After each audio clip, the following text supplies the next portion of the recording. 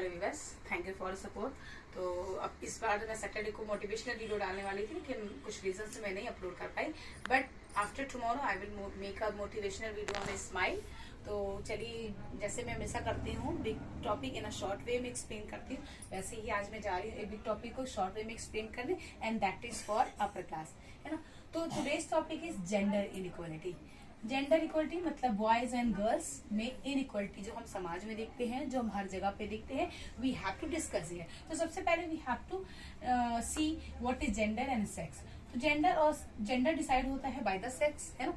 तो सेक्स यानी जो बायोलॉजिकल स्ट्रक्चर है ना, एक इंसान, एक बॉय एंड गर्ल्स के डिफरेंसेस देख करके ही इंसान अंदाजा लगा लेता है कि that person is boy and that is a girl, है ना। तो जेंडर क्या है? Male and female. और सेक्स क्या है? Biological structure that is determining that person is what. ये इसमें जो हम डिफरेंसेस है वो तो हम एक तरह से इम्प्रूव कर सकते हैं, लेकिन जो नेचर्स के द्वारा बायोलॉजिकल डिफरेंसेस है वो तो एक इनजस्टिस है, उसमें हम कुछ भी नहीं कर सकते।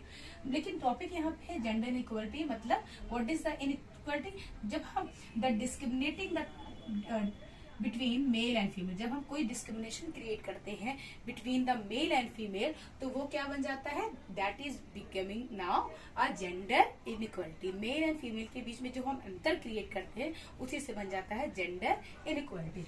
और ये जो आपका डिस्क्रिमिनेशन है ये आपको कई सारे प्लेसेस में देखने को मिलेगा। फर्स्ट इन योर फैमिली, है ना। फैमिली में आप देखोगे तो जब कोई बॉयज एंड गर्ल्स, एक ही घर के जब दो बच्चे जाते हैं, for example boy and girls siblings आते हैं, तो क्या होता है? टॉयज, बॉयज के लिए टॉयज कार, बस, एरोप्लेन वगैरह ली जाती है, लेकिन गर्ल्स के लिए क्या लिया जाता है? किचन सेट और गुड़िया। क्योंकि माइंड में जो पेरेंट्स का होता है वो क्या होता है, उनके जो फैमिली मेंबर उनका क्या होता है कि जो बॉय है वो आगे चल के वो घर के बाहर रहेगा, और जो गर्ल है वो आगे चल के हाउस मेकर बनेगी, उसकी शादी होगी, है ना। फिर जितनी फ्रीडम बॉयज को दी जाती है आउटसाइड पे, उतनी फ्रीडम गर्ल्स को नहीं दी जाती है ना।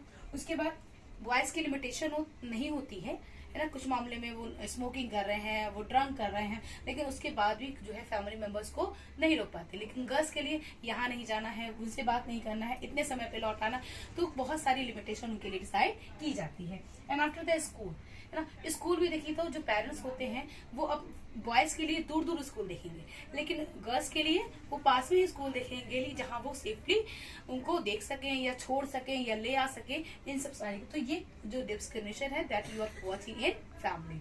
And after that another place where discrimination is happening that is school. School में देखो कुछ सब्जेक्ट्स क्या है सिर्फ बॉयज के लिए, जैसे कुछ फिजिकल एक्टिविटी है, जो रस्सी वगैरह चलना है, या कुछ तोड़ने वोड़ने की एक्टिविटीज है, कुछ गेम ऐसे हैं जो सिर्फ बॉयज के लिए फिक्स है। लेकिन गर्ल्स के लिए क्या है? कुछ सब्जेक्ट ऐसे जैसे होम साइंस और आर्ट, ये गर्ल्स के लिए। कभी आपने बॉयज के लिए होम साइंस नहीं देखा होगा, लेकिन गर्ल्स के लिए होम साइंस है, आर्ट को डिसाइड करके एक सब्जेक्ट बनाया गया है। स्कूल में फिजिकल एक्टिविटी, जो हार्ड एक्टिविटीज होती है वो बॉयज के लिए होती है, और जो लाइट वेटेड का होता है जिसमें कम फिजिकल पावर लगेगा वो गर्ल्स के लिए डिसाइड की जाती है ना। तो स्कूल में भी हमें डिस्क्रिमिनेशन देखने को मिलता है। And after that working place, you can see कि जो आदमी होते हैं उनको कम काम के बदले ज्यादा पैसा दिया जाता है, लेकिन जो औरतें होती हैं उनको ज्यादा काम के बदले कम पैसे दिया जाता है। क्यों? क्योंकि जो ओनर है फैक्ट्रीज के, इंडस्ट्रीज के या ऑफिस के, वो ये सोचते हैं कि जो मेन है वो फिजिकल एक्टिविटी ज्यादा अच्छे से कर सकते हैं बिसाइड द वुमेन। और आप मेन के लिए टाइम लिमिटेशन है नहीं है ना, वो अगर कोई डिसीजन लेना चाहते हैं वो तुरंत ले लेंगे, लेकिन वुमेन के लिए टाइम लिमिटेशन है कि उनको इतने वर्किंग आवर काम करना होगा। और आप देखोगे कई जगह वर्किंग प्लेस में मैन है तो वो डरते भी नहीं है कि हमारा जॉब रहेगा या नहीं रहेगा, वो तुरंत डिसाइड, उनके पास कई ऑप्शन रहते हैं।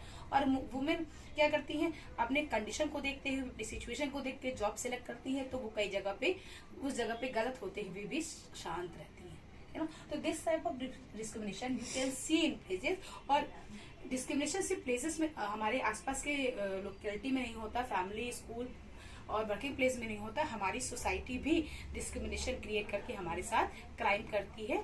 तो आज के लिए मैं अपना वीडियो यहीं फिनिश करती हूँ। If you like my video please like, share and subscribe. In next video I will explain you rest of the chapter. ठीक है, तो आज के लिए इतना ही। Thank you.